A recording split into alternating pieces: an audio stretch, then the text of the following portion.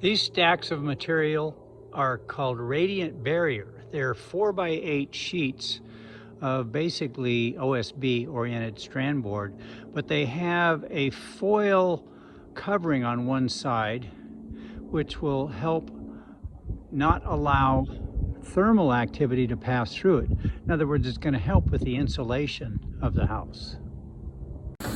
Hey everybody, Rich here, Rich Pappy Johnson.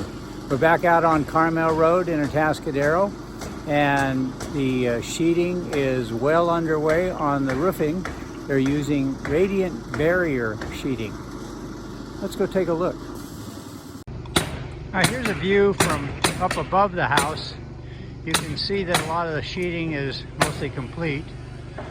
If you look closely, also notice that there are lines printed on the sheeting so that when they're performing other functions, they have a reference line to nail off of or staple or attach in some manner.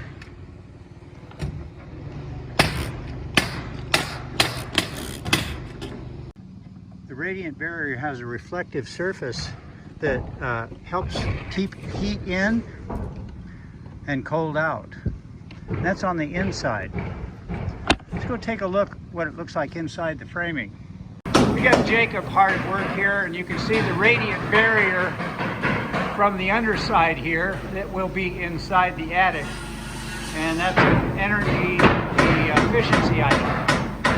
And here's a look at the framing from the inside as well. See you next time.